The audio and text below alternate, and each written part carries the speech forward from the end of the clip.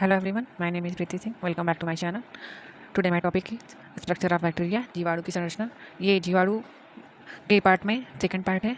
कल हमने बैक्टीरिया की किसने खोज की, उसके लक्षण क्या हैं, उनके उपयोग क्या हैं, जीवाणु के रूप कौन कौन से हैं, फिर कशाप के अनुसार जीवाणु का वर्गीकरण देखा था, फिर जीवाणु की कोशिका भित्ति के बारे में हमने पढ़ा था। ठीक है, आज हम पढ़ेंगे जीवाणु की संरचना। जीवाणु की संरचना में पहले हम जीवाणु की संरचना देख लेते हैं।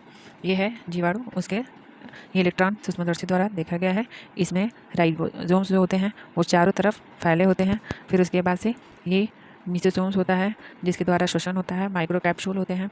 कोशिका भित्ति, जी द्रव्य कला रोम होते हैं। ये कशाप है, ये कोशिका द्रव्य है, ये संचित भोजन ग्लाइकोजन के रूप में होता है और इसमें डीएनए भी कहीं कहीं पाए जाते हैं। तो ये हो गया आपके जीवाणु की संरचना। आज हम स्ट्रक्चर ऑफ बैक्टीरिया देखेंगे। इलेक्ट्रॉन सूक्ष्मदर्शी, फेज कंट्रास्ट सूक्ष्मदर्शी व अभिरंजन या स्टेन करने की नई खोज के साथ जीवाणु की आंतरिक संरचना के बारे में हमारे ज्ञान की वृद्धि हुई है। जीवाणु कोशिका एक भित्ति सेल वॉल से घिरी होती है जो पॉलीसैकेराइड, लिपिड और प्रोटीन की बनी होती है। इसमें म्यूकोपेप्टाइड और पेप्टिडोग्लाइकन पदार्थ होता है जिसमें एसिटिल ग्लूकोसेमिन तथा एसिटिल म्यूरेमिक अम्ल के अणु एक दूसरे के बाद जुड़े होते हैं। जीवाणु की कोशिका भित्ति के अंदर जीव द्रव्य होता है जो बाहर से जीव द्रव्य कला प्रोटोप्लाज्मिक मेम्ब्रेन से घिरा होता है। इनके जीव द्रव्य में ग्लाइकोजन, वसा तथा वॉल्यूटिन कण होते हैं। जीवाणु में इस प्रकार के राइजोसोम्स पाए जाते हैं। जीवाणु में माइटोकॉन्ड्रिया, लवक और अंतर प्रद्रवी जल का एंडोप्लाज्मिक रेटिकुलम आदि नहीं पाए जाते हैं। कोशिका द्रव्य में कुछ कलाएं जो मध्यकाय मीसोसोम कहलाती हैं उपस्थित होती हैं जिनके जीवाणु में श्वसन प्रक्रिया होती है। जीवाणु में उपस्थित केंद्रकीय पदार्थ कोशाद्रव्य में स्थित केंद्रकाभ को आरंभिक केंद्रक कहते हैं। अब हम देखेंगे पादपों में जीवाणु जनित रोग। आलू की गलन किस जीवाणु से होता है? स्यूडोमोनास सोलेनसियरम। सेम की अंगमारी जैंथोमोनास फेसियोली इंडिकस। धान की अंगमारी जैंथोमोनास ओराइजी। सेब की अंगमारी इरविनिया एमाइलोबोरा। गन्ने का लालधारी स्यूडोमोनास रूब्रिलिनियस। मिर्च का पर्णचित जैंथोमोनास वेसिकाटोरिया। नींबू का कैंसर जैंथोमोनास सिट्रस। कपास की कोड़ियाँ पर्णचित थी जैंथोमोनास मालवेसिएरम। नेक्स्ट हम मनुष्य में जीवाणु जनित रोग के बारे में देखेंगे कि वो किस जीवाणु के कारण होते हैं। ट्यूबरकुलोसिस या तपेदिक जो होता है माइकोबैक्टीरियम ट्यूबरकुलोसिस नामक बैक्टीरिया से होता है। कुष्ठ रोग जो होता है माइकोबैक्टीरियम लेप्रेसी से होता है। हैजा रोग विब्रियो कॉलरी से होता है। टिटनेस क्लास्ट्रीडियम टिटैनी से होता है। काली खांसी बोर्डेटेला परट्यूसिस से होता है। गोनोरिया निसेरिया गोनोरही से होता है। अतिसार बैसिलस गोलाई से होता है। मेनिंजाइटिस निसेरिया मेनिंजाइटिस एडिस से होता है। सिफिलिस ट्रिपोनिमा प्लैटिनम से होता है। टाइफाइड साल्मोनेला टाइफी से होता है। फ्लेग पास्चुरिला पेस्टिस से होता है।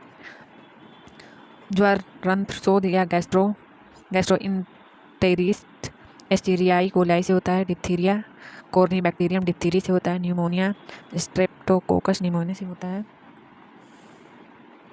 नेक्स्ट सूक्ष्मजीवों का आर्थिक महत्व। सूक्ष्मजीवों का आर्थिक महत्व निम्न प्रकार से होता है। फर्स्ट है लाभदायक क्रियाएं।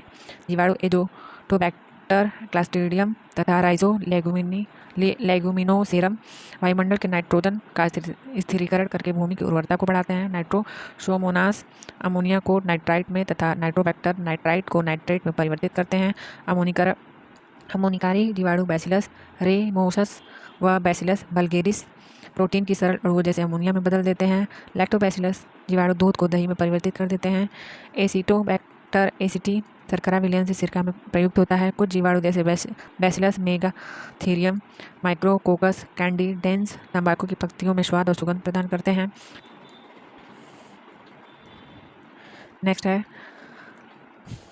माइक्रोकोकस कैंडिडेंस चाय की पत्तियों में सुगंध और स्वाद देने में प्रयोग होते हैं। मानव तथा अन्य कशेरुकियों के आंत में एस्चेरियाई कोलाई नामक जीवाणु पाया जाता है जो पाचन क्रिया में सहायता करता है। कुछ प्रतिजैवी औषधियाँ जीवाणुओं से बनाई जाती हैं जो अन्य सूक्ष्म जीवाणुओं के लिए हानिकारक होती हैं जैसे स्ट्रेप्टोमाइसिन एरिथ्रोमाइसिन। अब कवक के बारे में देख लेते हैं कि इसके क्या लाभदायक होते हैं। कुछ कवक जैसे छत्रक एग्रिकस गुच्छी मोर्चेला व लाइकोपरडोन भोजन के रूप में प्रयोग किए जाते हैं। सैक्रोमाइसीज सेरेविसी डबल रोटी बनाने के काम में आती है। यह चीनी तथा माल्ट के पदार्थों का फर्मेंटेशन किण्वन से शराब बनाने के लिए प्रयोग की जाती है। पेनिसिलियम कैमेबर्टी पनीर बनाने के काम में आती है। कुछ कवक प्रतिजीवी एंटीबायोटिक के निर्माण में प्रयोग किए जाते हैं जो सूक्ष्मधारियों को नष्ट करने हेतु उपयोग हैं जैसे पेनिसिलियम नाइट्रेटम से प्राप्त होता है। न्यूरोस्पोरा, खमीर आदि आनुवंशिक एवं कोशिका विज्ञान में ये प्रयोग किए जाते हैं। अब हम देख लेते हैं जीवाणु की कौन कौन से हानिकारक क्रियाएं होती हैं। अभी तक हमने लाभदायक क्रियाएं देखी थी, अब हानिकारक क्रियाएं देखेंगे। पहला, जीवाणु विषैले पदार्थ का स्राव कर खाद्य विषाक्तता, फूड पॉइजनिंग उत्पन्न करते हैं, जैसे साल्मोनेला, क्लास्ट्रीडियम जो मनुष्य में साल्मोनेसिस तथा बोट्यूलिज्म रोग उत्पन्न करते हैं। जीवाणु मनुष्य में अनेक भयानक रोग जैसे तपेदिक, निमोनिया, टाइफाइड, हैजा, पेचिस रोग उत्पन्न करते हैं। स्पाइरोकीट साइटोफेज कपास के रेशों को नष्ट करते हैं। कुछ जीवाणु जैसे थायोबैसिलस डीनाइट्रिफिकेशन और माइक्रोकोकस डीनाइट्रिफिकेशन विनाइट्रीकरण द्वारा नाइट्रोजन यौगिकों को स्वतंत्र नाइट्रोजन व अमोनिया में बदल देते हैं। इससे भूमि की उर्वरता कम हो जाती है। एमैनिटा, मास्केरिया, बालिटस तथा रसूला एमू टीका जहरीले कवक होते हैं। इनको भ्रमवश खाने से बीमारियां होती हैं। क्लै विशेष पर प्यूरिया राई पर परजीवी के रूप में पाया जाता है। इसे कवक से LSD, लाइजरिक एसिड, डिथाइलमाइड जैसे समूहक हिप्नोटिक तथा विभ्रमी पदार्थ बनाए जाते हैं। एस्परजिलस फ्यूमीगेट्स तथा पेनिसिलियम आइलैंडिकम एफेलेटॉक्सिस नामक जहरीला पदार्थ उत्पन्न करते हैं जो पालतू जानवरों के लिए हानिकारक हैं। यह यकृत कैंसर को भी उत्पन्न करते हैं। आर्मिलेरिया में लिया सेब के वृक्ष में लाल गलन नामक बीमारी फैलाता है। पॉलीपोरस लकड़ी के लट्ठों को गला देता है। एस्परजिलस नाइजर तथा पॉलिलोमाइसिस चमड़ा नष्ट करने वाले कवक हैं। टीनिया रूबम तथा ट्राइकोफाइटोन इंडिटेल एथलीट फुट नामक रोग उत्पन्न करते हैं। माइक्रोस्पोरम तथा ट्राइकोफाइटोन दाद रोग उत्पन्न करते हैं।